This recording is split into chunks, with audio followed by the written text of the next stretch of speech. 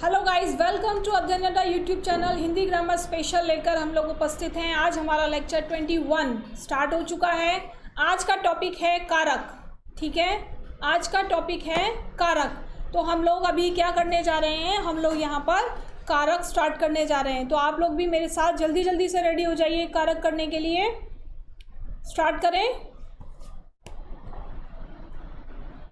Ready हैं आप लोग?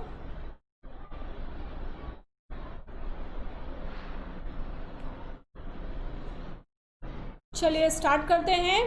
कारक शब्द का शाब्दिक अर्थ होता है करने वाला। क्या अर्थ है कारक शब्द का? कारक शब्द का अर्थ होता है करने वाला। ठीक है, किंतु व्याकरण में यह एक पारिभाषिक शब्द है। जब किसी संज्ञा या सर्वनाम पद का संबंध वाक्य में प्रयुक्त अन्य पदों विशेषकर क्रिया के साथ जाना जाता है, तब उसे हम कारक कहते हैं। ठीक है,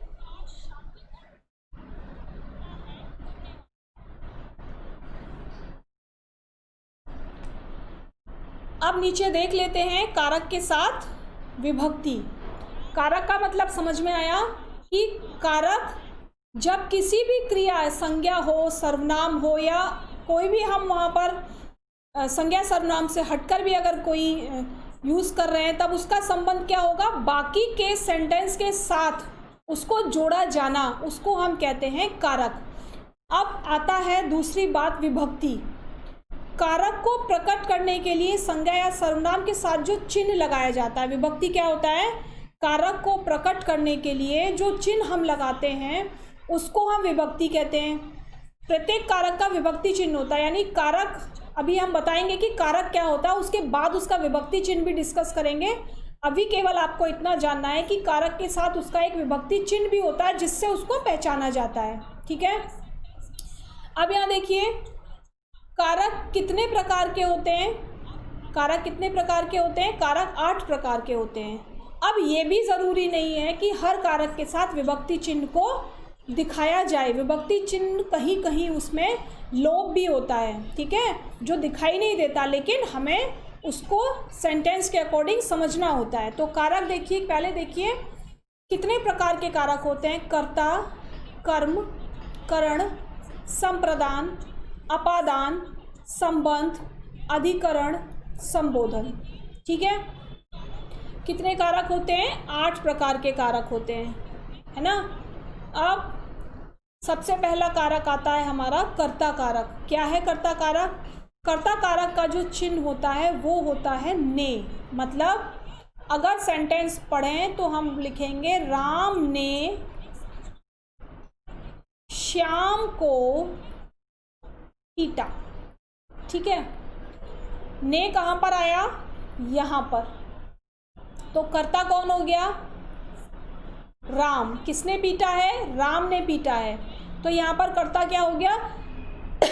सॉरी, कर्ता होता है काम को करने वाला, है ना। तो किसने काम किया है? राम ने किया है। राम के बाद नहीं लिखा हुआ है ना, तो कर्ता चिन्ह हो गया। ये हो गई हमारी कर्ता चिन्ह, यानी ये विभक्ति हो गई। ठीक है, ने विभक्ति हो गई और कर्ता कौन हो गया? राम हो गया। समझ में आया कि कर्ता कैसे पहचानेंगे? क्वेश्चन ये आएगा, आपको ऐसे ही सेंटेंस लिख के मिलेगा, फिर क्वेश्चन दिया जाएगा कि इसमें कर्ता का विभक्ति चिन्ह बताइए। तो कर्ता का विभक्ति चिन्ह क्या है? ने है। और कर्ता क्या है? कर्ता राम है। कर्ता कौन होता है? जो काम को करता है वो कर्ता होता है। यहाँ देखते हैं क्या लिखा है। ने संज्ञा या सर्वनाम का वह रूप जो क्रिया के करने वाले का बोध कराता है, यानी क्रिया किसने की है उसका बोध कराता है, उसको हम कहते हैं कर्ता कारक। अर्थात क्रिया के करने वाले को कर्ता कारक कहते हैं। कर्ता कारक का विभक्ति चिन्ह ने है। ने विभक्ति का प्रयोग कर्ता कारक के साथ केवल भूतकालिक क्रिया होने पर प्रयोग होता है। अतः वर्तमान काल, भविष्यत काल तथा क्रिया के अकर्मक होने पर ने विभक्ति का प्रयोग नहीं होगा। यानी केवल भूतकाल में अगर क्रिया हुई है, यानी क्रिया हो चुकी है ना, जब क्रिया हो चुकी है केवल तभी इस चिन्ह को हम प्रयोग करते हैं। वर्तमान काल में या भविष्यत काल में और अकर्मक क्रिया के साथ ने चिन्ह को नहीं दर्शाया जाता। ठीक है, जैसे अभिषेक पुस्तक पढ़ता है, गुंजन हंसती है, वर्षा गाना गाती है, आलोक ने पत्र लिखा। देखिए ये वाला जो सेंटेंस है ये वर्तमान काल में है, इसमें कर्ता क्या है? अभिषेक, लेकिन ने नहीं है ना, ने नहीं लिखा हुआ कहीं पर भी। यहाँ पर देखिए गुंजन हंसती है, ये भी कौन से काल में है? ये वर्तमान काल में है। कर्ता कौन है? गुंजन, लेकिन यहाँ पर भी ने विभक्ति नहीं लिखी हुई है। यहाँ पर भी वर्षा, ये कर्ता है, पूरा सेंटेंस वर्तमान में है। ठीक है, अब यहाँ देखिए ये हमारा जो सेंटेंस है ये भूतकाल में है। ठीक है, यहाँ पर कर्ता कौन है? ने, आलोक, और विभक्ति दी हुई है ने। आलोक ने पत्र लिखा है ना, आलोक ने पत्र लिखा। तो जब भूतकाल में हम सेंटेंस यूज़ करेंगे केवल तभी ने कारक का, ने विभक्ति का हम पता लगा पाएंगे। वर्तमान काल में और भविष्य काल में ने विभक्ति का लोप हो जाता है। लेकिन अगर हम पता लगाना चाहें इसमें कर्ता कारक कौन है, तो हम ऐसे भी तो बोल सकते हैं अभिषेक ने पुस्तक पढ़ी, तब ये कहाँ चला जाएगा? तब ये भूतकाल में चला जाएगा। यानी हर हालत में सेंटेंस में ने विभक्ति कब निकल कर आएगी? जब हम उसे भूतकाल में चेंज कर देंगे। ठीक है, कर्म कारक। अब कर्म क्या होता है? कर्म की पहले विभक्ति देखिए, कर्म की विभक्ति होती है को, यानी जिसके ऊपर काम किया जा रहा है, जिसके ऊपर क्रिया की जा रही है, या कर्ता जो काम कर रहा है उसका फल जिस पर गिर रहा है उसको हम कहते हैं कर्म। समझ में आया? कर्ता जो काम कर रहा है उसका फल जिस पर गिरता है, यानी असर जिस पे पड़ता है, उसको हम कहते हैं कर्म। जैसे अभी मैंने सेंटेंस लिखा था, राम ने श्याम को। देखिए यहाँ पर अगर कर्ता ढूंढा तो ने आया, विभक्ति है ना। अब हमसे पूछा जाए कि इसमें कर्म कारक कौन सा है? कर्म कौन सा हो गया? राम ने किसको पीटा है? राम ने श्याम को पीटा है, तो ये हो जाएगा कर्म और ये हो जाएगी उसकी विभक्ति। ठीक है, यानी कर्म किस पर फर्क पड़ेगा? राम के पीटने का फर्क किस पे पड़ेगा? जिसको राम पीटेगा। राम ने किसको पीटा है? श्याम को पीटा है, तो श्याम क्या हो गया? कर्म, और विभक्ति क्या हो गई इसकी? को हो गई विभक्ति। ठीक है, नेक्स्ट देखिए, कर्म कारक शब्द सजीव हो तो उसके साथ को विभक्ति लगती है। अगर जिस पर काम किया जा रहा है या जिस पर असर पड़ रहा है अगर वो सजीव है, सजीव मतलब जीवित, अगर वो सजीव है तब तो को विभक्ति लगाएंगे। ठीक है, अगर वो निर्जीव है यानी जिस पर काम किया जा रहा है वो चीज़ अगर निर्जीव है तो को शब्द को या को विभक्ति को नहीं दर्शाते। जैसे नंदू दूध पीता है या नंदू दूध को पीता है, ऐसे भी तो बोल सकते हैं। लेकिन यहाँ पर क्या हो गया, क्योंकि ये दूध जो है ये क्या है? ये कर्म है, दूध पर कार्य किया जा रहा है ना। दूध पीने से क्या होगा? दूध खत्म हो जाएगा। तो नंदू किसको पी रहा है? दूध को पी रहा है, तो कर्म क्या हो गया? दूध हो गया। नंदू कौन हो गया? कर्ता हो गया। क्योंकि दूध कैसा है? निर्जीव है ना। कैसा है? दूध निर्जीव है, इसीलिए यहाँ पर को विभक्ति का लोप हो जाता है। यहाँ पर को विभक्ति को नहीं दर्शाया जाता। और क्वेश्चन में ऐसे ही सेंटेंस पूछ लिए जाते हैं कि नंदू दूध पीता है, बताइए इसमें कर्म कारक कौन सा है और कौन सी विभक्ति है। तो हम क्या करेंगे, इसमें कर्म कारक कौन हो गया? दूध हो गया। कौन सी विभक्ति का लोप होता है? दूध। कर्म कारक के साथ को विभक्ति होती है। ठीक है, चलिए नेक्स्ट देखिए, करण कारक। करण कारक का मतलब होता है जिसके माध्यम से कार्य किया जाता है या जिसके द्वारा कार्य किया जाता है ना। और इसकी विभक्ति होती है से। क्या विभक्ति होती है इसकी? से। जैसे राम ने श्याम को लाठी से पीटा। ठीक है, पीटा क्या हुआ? देखो किससे पीटा है? राम हो गया कर्ता, ने उसकी विभक्ति हो गई, श्याम हो गया कर्म। अब ऐसे लिख सकते हैं कर्ता कर्म, ये क्या हो गया? करण। करण मतलब जिससे काम किया जा रहा है, और इसकी विभक्ति क्या हो गई? से, पीटा। राम ने किसको पीटा? श्याम को। तो फर्क किस पे पड़ा? श्याम पर पड़ा। तो श्याम कौन हो गया? कर्म। किससे पीटा? लाठी से। लाठी क्या हो गया? करण। और इसकी विभक्ति क्या हो गई? से। ठीक है, यानी काम को जिस भी साधन से किया जाता है वो करण हो जाता है। करण कारक की विभक्ति क्या है? से। जैसे ज्योत्सना चाकू से सब्जी काटती है, ज्योत्सना करता है, किससे सब्जी काट रही है? चाकू से। तो चाकू क्या हो गया यहाँ पर? चाकू हो गया यहाँ पर करण, और इसकी विभक्ति हो गई से। मैं पेन से लिखता हूँ। मैं किससे लिखता हूँ? मैं पेन से लिखता हूँ। तो पेन क्या हो गया? करण, और इसकी विभक्ति हो गई से। ठीक है, समझ में आ रहा है आप लोगों को? कर्ता, कर्म, करण, 3 पढ़ चुके, चौथे पर चल रहे हैं अभी। संप्रदान कारक क्या होता है? संप्रदान कारक, संप्रदान कारक होता है कि जिसके लिए कोई कार्य किया जाए, ठीक है, या जिसके वास्ते कोई कार्य किया जाए, तब वहाँ पर संप्रदान कारक होता है। और इसके जो चिन्ह होते हैं या इसकी जो विभक्ति होती है वो होती है के लिए, को, या के वास्ते। ठीक है, वाक्य में कर्ता जिसे कुछ देता है, यानी कर्ता जिसे कुछ देता है या जिसके लिए क्रिया करता है। जैसे माँ ने मेरे लिए खीर बनाई है।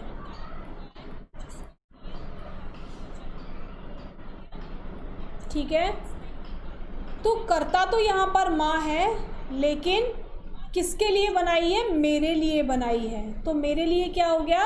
संप्रदान हो गया। ठीक है, क्या हो गया? संप्रदान, संप्रदान हो गया, मेरे लिए संप्रदान कारक हो गया।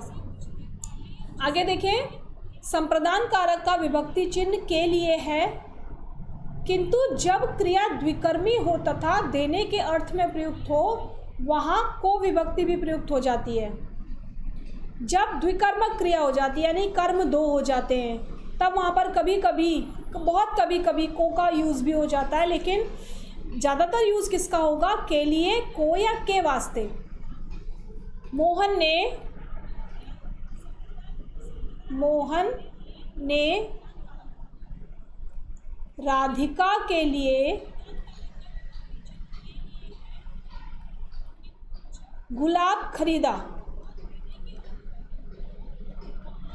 तो मोहन ने किसके लिए खरीदा? राधिका के लिए। राधिका क्या हो गया? संप्रदान कारक। ठीक है, और इसकी विभक्ति क्या हो गई? के लिए हो गई। ठीक है ना। आलोक माँ के लिए दवाई लाया। आलोक हो गया कर्ता, किसके लिए दवाई लाया? माँ के लिए दवाई लाया। तो माँ क्या हो जाएगा? माँ हो जाएगी संप्रदान। ठीक है, जिसके लिए कार्य किया जाता है वो संप्रदान कारक होता है, और उसका कारक चिन्ह हो जाता है के लिए। मीनाक्षी ने कविता को पुस्तक दी। तो मीनाक्षी ने किसको पुस्तक दी? कविता को। कविता क्या हो गई? संप्रदान। देखिए यहाँ पर को का यूज हो गया, लेकिन यहाँ पर इस को का मतलब कर्म नहीं है। इस को का मतलब कर्म नहीं है। इस को का मतलब क्या है? मीनाक्षी ने कविता के लिए कुछ किया है ना। कोई कार्य मीनाक्षी के द्वारा कविता के लिए किया गया है। तो ये कौन सी विभक्ति है? ये संप्रदान। ठीक है, चलिए अब भिखारी को भीख दो। तो किसको भीख देनी है? भिखारी को। किसके लिए कार्य किया जाएगा? यहाँ पर सेंटेंस पढ़ने से साफ साफ समझ में आता है कि वो कार्य किसी के लिए किया जा रहा है या किसी के ऊपर किया जा रहा है। जब किसी के ऊपर किया जा रहा होता है तो वो कर्म बन जाता है, जब किसी के लिए किया जा रहा होता है तो वो संप्रदान बन जाता है। तो यहाँ पर भिखारी के लिए कार्य किया जा रहा, भिखारी के ऊपर कार्य नहीं किया जा रहा। भिखारी को मारा नहीं जा रहा, भिखारी को पीटा नहीं जा रहा, भिखारी को भीख दो। तो यहाँ पर ये जो को है ये कैसा कारक है? कैसी विभक्ति है? ये संप्रदान की विभक्ति है। ठीक है, संप्रदान की विभक्ति है ये।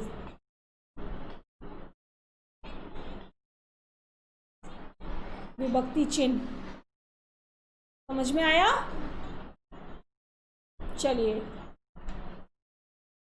अपादान, पांचवा जो कारक है वो है अपादान। यहां अपादान से मतलब होता है अलग होने से। अब देखिए, करण कारक कारक में भी हम क्या यूज करते हैं? करण कारक में जो विभक्ति प्रयोग होती है वहां पर भी से प्रयोग किया जाता है। अपादान कारक में भी जो विभक्ति प्रयोग की जाती है वो क्या प्रयोग की जाती है? से। लेकिन यहाँ पर जो मतलब है वो जोड़ने से है, यहाँ पर जो मतलब है वो अलग होने से है। ठीक है, समझ में आया? करण कारक में से विभक्ति का जो मतलब है वो किसी चीज़ को दूसरी चीज़ से जोड़ने से है।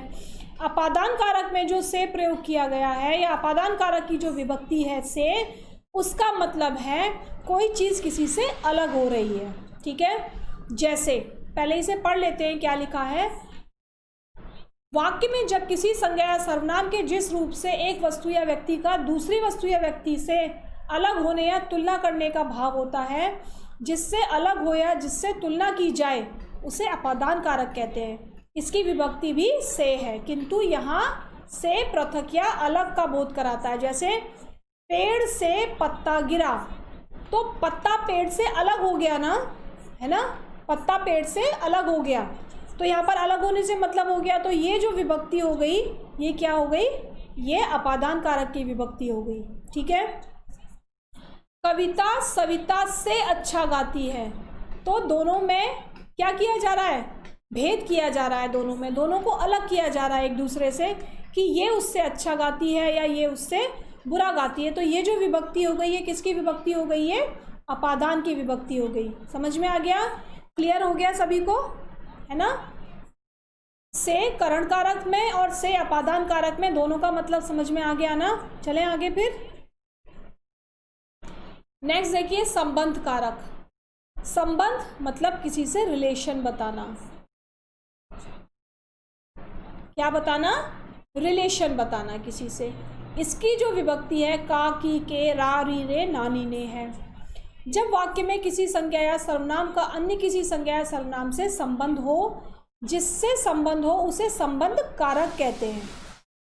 इसके विभक्ति चिन्ह का, की, के, रा, री, रे हैं। यथा अजय की पुस्तक गुम हो गई, तो पुस्तक का संबंध किससे है? अजय से है। और विभक्ति चिन्ह क्या हो गया? की हो गया। किसकी पुस्तक थी? अजय की पुस्तक थी। तो यहाँ पर संबंध बताया जा रहा है कि जो पुस्तक है वो अजय की है और वो गुम हो गई है। ठीक है, यहाँ पर देखिए तुम्हारा चश्मा, चश्मा किसका है? तुम्हारा है। ठीक है, तो यहाँ पर ये संबंध कारक हो गया। क्या? तुम्हारा यहाँ पर संबंध कारक हो गया। अपना कार्य स्वयं करें, अपना कार्य, कार्य किसका? अपना। तो कैसा रिलेशन हो गया यहाँ पर? कौन सा संबंध हो गया यहाँ पर? संबंध कारक हो गया। कौन सा कारक हो गया यहाँ पर? संबंध कारक हो गया। जैसे और एक आध सेंटेंस देख लेते हैं।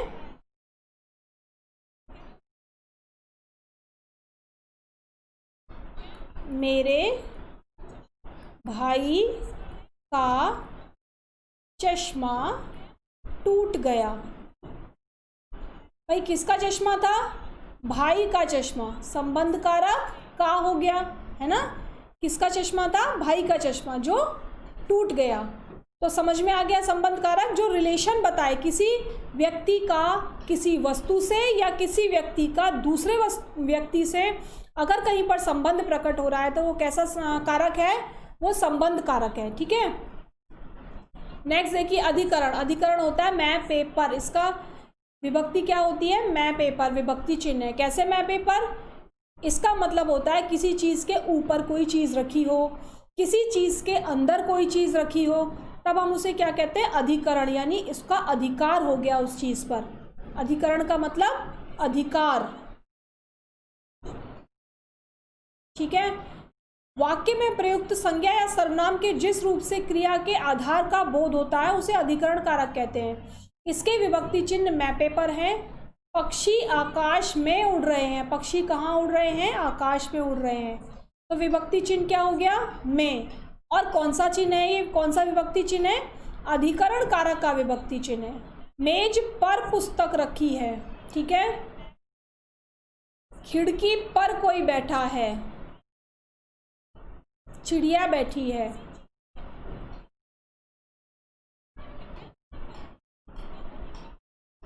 ठीक, खिड़की पर चिड़िया बैठी है, बेड के नीचे नीचे, ये भी हो सकता है, बेड के नीचे बिल्ली है।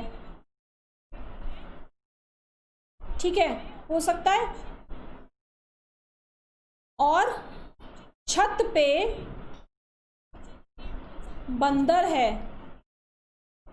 ठीक है, तो ये क्या हो गया, ये सारे हो गए अधिकरण कारक और ये विभक्ति हो गई। समझ में आया? अधिकरण मतलब किसी चीज़ पर उसका अधिकार, कि कहाँ पर कोई है, किसी चीज़ के अंदर कोई है, किसी चीज़ के ऊपर कोई है, या किसी चीज़ में कोई है। ठीक है, चलिए संबोधन। संबोधन को हम इंग्लिश में क्या कहते हैं? संबोधन को हम जैसे कुछ वाक्य हम इस प्रकार प्रयोग करते हैं, किसी चीज़ को देखकर आश्चर्य प्रकट होना, है ना। वो आश्चर्य चाहे किसी चीज़ की खुशी देखकर हो, किसी चीज़ का दुख देखकर हो, तो उस प्रकार के कारक को हम क्या कहते हैं? संबोधन कारक कहते हैं। जैसे हे राम, ओहो, अरे तुम्हारे लग गई, ऐसे बोलते हैं ना। तो ये वाले जो शब्द होते हैं ये क्या होते हैं? ये संबोधन कारक शब्द होते हैं। ठीक है।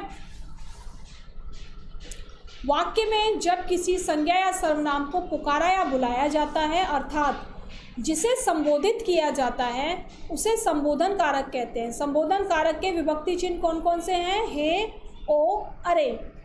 अब संबोधन कारक चिन्ह के बाद हमेशा क्या लगाया जाता है? ऐसे ये लगाया जाता है, सेमीकोलन या अल्प विराम लगाया जाता है। ठीक है, जैसे हे प्रभु, कोई दुख प्रकट करता है और ये कहता है हे प्रभु तेरी इच्छा, ये तूने क्या किया, या हे भगवान हमारी रक्षा करो, ऐसे बोलते हैं ना, हे भगवान हमारी रक्षा करो। फिर यहाँ मोहन को बुलाने के लिए बुलाया था, अरे मोहन यहाँ आओ, है ना। क्या बोला जा रहा है? अरे मोहन यहाँ आओ। विशेष क्या है इसमें? विशेष होता है जो सर्वनाम में कारक होते हैं वो केवल 7 होते हैं। सर्वनाम में संबोधन कारक नहीं होता है। ठीक है, सर्वनाम में संबोधन कारक नहीं होता है। संज्ञा में 8 कारक होते हैं। कौन कौन से कारक हमने पढ़ा है? कर्ता, कर्म, करण, संप्रदान, अपादान, अधिकरण, संबोधन। ठीक है, ये सारे कारक हमने आज पढ़ लिए। तो कारक आप लोगों को समझ में आ गए। अब इसकी एक जो लिस्ट बनानी होती है वो कैसे बनाते हैं और इन्हें कैसे याद किया जाता है वो भी देख लेते हैं 2 मिनट में। कैसे बनाते हैं? देखिए, कर्ता लिखेंगे, कारक लिखेंगे, विभक्ति लिखेंगे और विभक्ति चिन्ह लिखेंगे। तो कर्ता क्या, कारक क्या हो गया? कर्ता। प्रथमा विभक्ति ने, इसको हम यहाँ भी लिख सकते हैं, इस तरफ लिख सकते हैं। तो कैसे याद करेंगे इसको? कर्ता ने कर्म को करण से या के द्वारा संप्रदान के लिए अपादान से अलग होने के अर्थ में संबंध का, की, के, रारी, रे, नानी, ने, अधिकरण मैं, पे, पर, संबोधन हे, ओ, अरे। समझ में आया? अगर इस तरीके से आप लोग याद करेंगे और ये जो विभक्ति हैं इनको यहाँ लिख लेंगे, प्रथमा, द्वितीया, तो समझ में आता रहेगा ये कौन सी विभक्ति है। भाई करण कारक कौन सी विभक्ति है? तृतीय विभक्ति। संप्रदान कौन सी विभक्ति? चतुर्थी विभक्ति। और इसका कारक का चिन्ह क्या है? कर्ता कारक का चिन्ह क्या है? ने। कर्म कारक का चिन्ह क्या है? को। करण कारक का चिन्ह क्या है? से या के द्वारा। संप्रदान का चिन्ह क्या है? के लिए। तो कैसे याद करना है? एक बार मैं फिर से रिपीट कर रही हूँ, कैसे याद करना है आप लोगों को? कर्ता ने कर्म को करण से के द्वारा संप्रदान को के लिए अपादान से अलग होने के अर्थ में संबंध काकी, के, नानी, ने, रारी, रे, अधिकरण मैं, पे, पर, संबोधन हे, ओ, अरे। तो ये आज आप लोगों के कारक फिनिश हो गए। ये वाली जो टेबल दी है मैंने, इसे आप लोग ज़रूर लर्न कर लेना। अगर इसे लर्न कर लोगे तो आप लोगों को एग्ज़ाम में बहुत प्रॉफिट मिलेगा। 2 नंबर के क्वेश्चन कम से कम कारक चिन्ह से आते हैं। सेंटेंसेस बहुत सिंपल दिए जाते हैं, लेकिन केवल इस टेबल को याद करने भर से आप लोग उन दोनों क्वेश्चन के आंसर बहुत इजीली दे पाओगे। ठीक है, तो ज़रूर इस टेबल को याद कर लेना। आज के लिए केवल इतना ही। कल